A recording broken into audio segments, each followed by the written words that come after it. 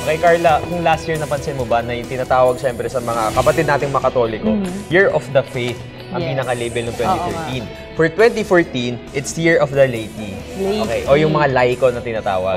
Okay. So para mas malinawan tayo sa lahat ng mga plano siyempre ng CBCP, makakasama natin mula ang CBCP Coordinator for the Year of the Laity para sa sector ng government workers. Walang iba kundi si Attorney Rom Macalintal. Good morning, sir. Hi, good morning. At siyempre si Mr. Vic Pistanio, ang Catholic Lecturer and Formator.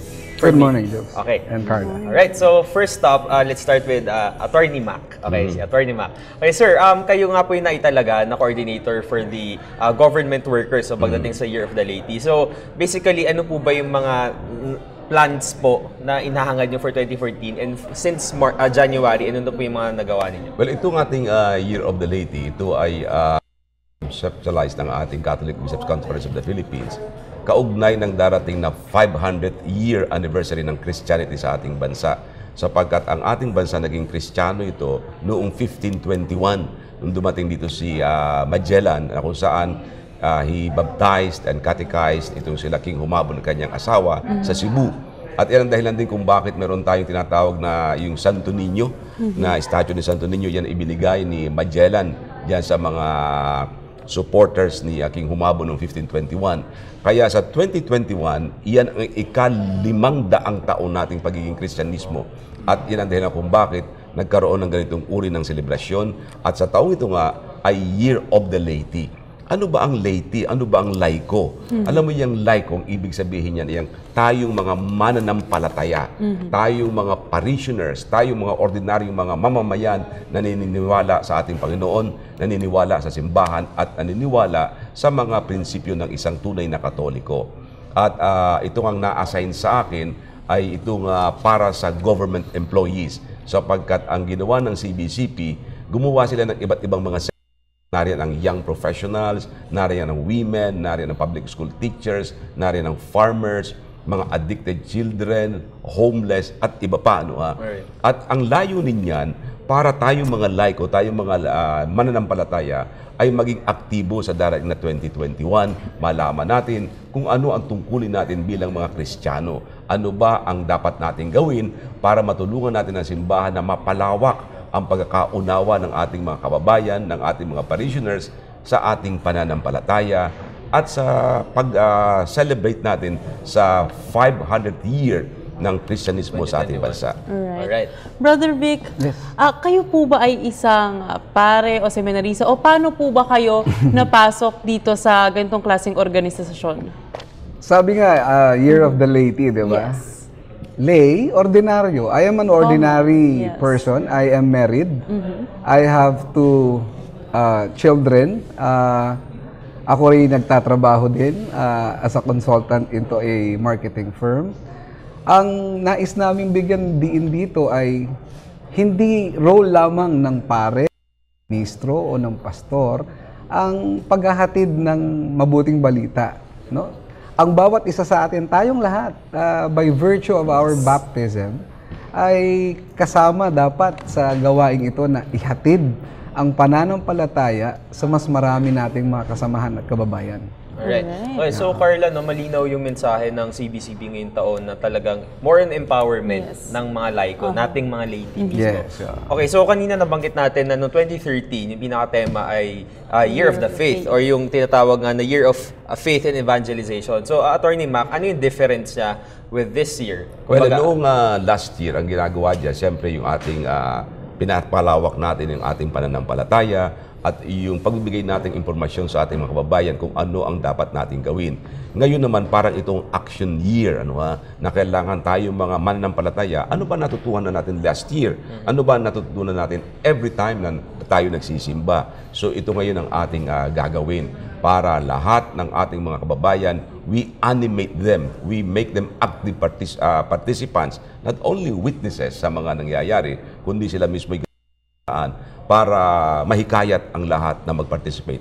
Halimbawa, mga public school teachers, kayong mga public school teachers, kayo'y laiko, kayo'y mananampalataya, dapat gumawa kayo ng paraan para ito'y mapalaganap.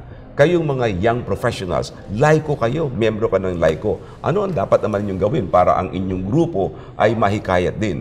Tayong mga government employees, tayo ay laiko. mananampalataya. Ano ang dapat natin gawin? Ang central theme na naibigay sa amin para dito, yung tinatawag ng para sa honesty and integrity. At yung nakita nyo sa screen na yan, ay bahagi ng aming ginagawang kampanya at noong isang araw nandyan tayo sa Philippine Information Agency at ang mga kababayan natin, mga kaibigan natin, mga empleyado ng gobyerno ng PIA, diyan kami nag-launch ng nasabing programa at kami may natutuwa sa mga taga-PIA, sa kanilang mga opisyal sapagkat binigyan kami ng pagkakataon ito ay mabigyan kagad ng launching period at nagsimula na nga kami. Bukod dito, sa April 2, pupunta naman kami sa Central Bank. Mga empleyado naman ng Central Bank ang aming pupuntahan. Then nakipag-usap na rin sa amin ang Office of the Vice President kay Binay. Kausap ko na rin yung mga taga-Development Bank of the Philippines para kung sakali magkaroon kami ng pagkakataon na sa kanilang tanggapan, ang kanilang mga Katoliko ay aming mahikayat. Nais ko lang sabihin na hindi lamang po ito para sa Katoliko. Maaaring ito ay sponsored ng Catholic Bishops' Conference of the Philippines. Ngunit kung ikaw ay nabibilang sa ibang relihiyon, maaari ka ring sumali sapagkat ang pagiging honest ay hindi po monopolya ng isang Katoliko. Iyan ay para sa lahat ng empleyado ng ating pamahalaan. Pero Brother Vic, ibig sabihin po ba nito na tayo mga laiko, tayo mga commoners or common, kumbaga tayo din ay maghahatid ng magandang balita ni Jesus. Kumbaga tayo din po may gagampanan din natin yung role natin. Kumbaga dahil tayo iniisip lang natin, ang may trabaho lang nito ay yung mga pare, madre, yung mga seminarista o yung lahat na nagtatrabaho sa simbahan. Well, mahalaga para sa ating lahat. Una, alamin natin yung ating pananampalataya. Right. Marami sa atin are uninstructed. Hindi tayo evangelized, no? Kaya nga po ang nangyayari is we have a conscience, but that conscience is darkened. Hindi naliliwanagan. So, first, alamin natin. Kami po ni Atty. Mac ay naatasan para tumulong sa pagtuturo sa paghahatid nito. Ikalawa po ay isabuhay natin. Iba po yung alam natin doon sa isinasabuhay natin. Paglinggo ang mga simbahan natin punong-puno. Yes. Pagdating ng mahal na araw, walang pagkasya ng tao sa mga simbahan. Pero kung titignan natin, bakit sa ratings at sa mga surveys, nangunguna ho tayo sa graft and corruption. Lumalabas yung pananampalataya po natin ay hindi natin na ia-apply sa ating pang-araw-araw na pamumuhay. This is our challenge. At yung pong ikatlo ay magbuklod tayo. Let us come together. Kasi po, sa panahon natin ngayon, mahirap yung ikaw lang ang matino. Halimbawa po sa isang opisina, sa isang pamayanan, ikaw lang yung, okay, mabait ka, matino ka, honest ka. Tapos pero tatangayin ka ng sistema. Kakainin ka ng sistema na nakanandoon at nakabaon na. So, yung mga mumunting ilaw na ito, mumunting mga liwanag natin, pag pinagsama natin yan, hindi nila tayo matatangay at sila po ang ating maidadamay na makilala ang kanilang pananampalataya kay Jesus to perform honest and good work. Yun po ang nakaatas specifically kay Atty. Mac at ito pong sektor ng ating gobyerno na to be honest, to practice honesty. Kasi po, pag ako'y nagsinungaling sa inyo at ako'y nandaya sa inyo, it breaks everything. It breaks the moral fiber of nations when we cheat and we lie to each other. Alright. At since nabanggit na ni Brother Vic, of course, yung pinaka-mandate nga nung saklaw, nung trabaho ni Atty. Mac, hanggang saan ba yung jurisdiction natin, sir? Alam mo ito, nationwide ito Dito sa Metro Manila, sa Luzon, Visayas, and Mindanao. Napakalawak napakalaki ng trabaho na gagampanan natin. At isa pa, yung mga kaibigan naman natin sa iba't ibang sulok ng ating bansa ay nagpahayag naman ng kanilang suporta. Katunayan nga, yung mga taga-Bacolod, mag-o-organize na rin sila ng kanilang grupo na kung saan maaari namin silang puntahan. At itong bagay na ito ay ma-discuss namin sa kanila. Maipaliwanag, ano ba talaga ang role ng government employees, lalong-lalo na sa panahon ngayon. Okay, sir. Follow-up question, sir. No? Since nationwide nga po yung pinakasaklaw, no? And March pa lang po ngayon na paraming mga buwan ba, kamusta naman po yung mga plano ninyo para, syempre, isa katuparan? Especially, more than 1 million ang employees ng government. So, tas ilan po kayo sa team? Kung may team po kayo, kamusta po yung pondo na gamit natin? Mga ganun, sir. Yan. Sa ngayon, dadalawa pa lang kami ni Vic.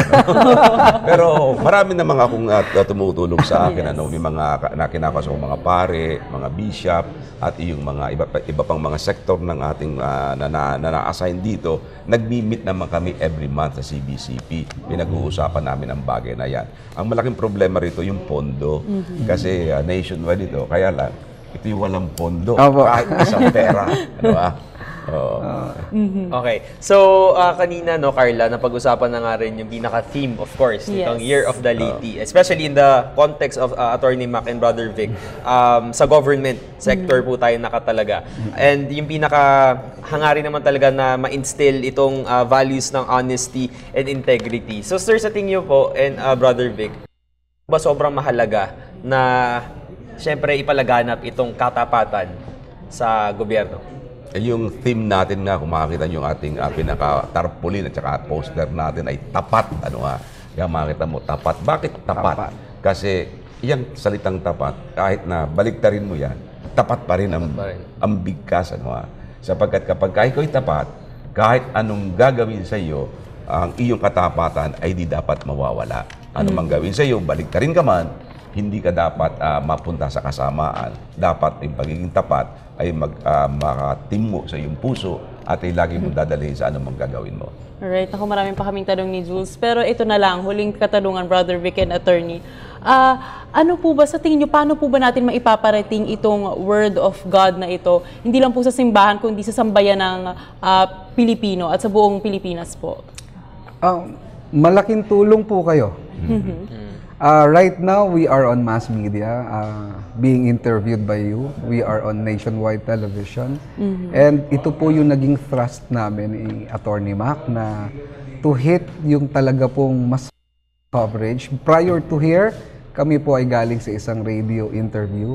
And we are moving from one mass media network to another po para talaga pong mas malaki ang masakop natin dito. At kami nagpapasalamat sa pag-accommodate nyo sa amin for this. And this is really helping our advocacy and the church's advocacy. Alright. Tsaka sa pagkakatapos nga ng seminar namin, mayroong isang yung panunumpa. Ito nga, sir. Yan isang panunumpayan na kung saan itong mga empleyado ay hinihikayat namin na kung maaari, manunumpa sila na dahil sa kanilang pagninilay, ay nagkaroon sila ng pagkakataon na patunayan na talagang sila ay tutupad ng kailang tungkulin, ng walang pag-iimbot, kundi sila ay gagabayan ng ating poong may kapal. Right. Napakaganda ito, yung mga oath-taking na ito, na ginawa namin noong mag-lecture nga kami sa PIA. And very, very supportive naman sila sapagkat nakita nila na itong panunumpang ito, kahit na hindi ka Katoliko, basta di kay government employee, maaari kang gumawa ng nasabing panunumpa. Sapagkat ito ay para sa lahat, hindi lamang para sa Katoliko, kundi empleyado ng ating bansa. At sa mga government offices nga pala na nais ninyong sumali po rito, maaari po kayo makipag-ugnayan sa amin ni Brother Vic para sa inyong mga tanggapan, makapag-hold din po kami ng mga seminar, makapag-paliwanag din kami kung ano ba ang Year of the Laity at ang partisipasyon ng government offices. Kaya sa mga government offices, mga opisyal, kung kailangan po ninyo kami, alam po naman ninyo kung saan ako tatawagan. Alright, sir. And so, at least natapos natin with the commitment, no? Ito yung pinamahalaga dito na mas maging sustainable yung plano natin for, of course, the Catholic faith na talagang manunumba sila. At saka pagka pinagpatuloy yung pagsuporta rito, kayong dalawa, I'm sure papatnubayan kayo ng poong may kapal. Amen. Sapagkat bahagi kayo ng papapalagar na kanyang mga aral. At sabi nga kanina nila, di ba, ang year ngayon is Year of the Laity. Sabihin, hindi lang naman to para sa mga Katoliko, pero para sa ating lahat ng mga commoners na maghatid ng magandang balita ng Panginoon. So ngayong umaga po, nakapanayam natin si Attorney Rom Macalintan and Mr. Vic o Brother Vic Pestano. Maraming salamat. Salamat. Thank you so much for your time. Ito naman,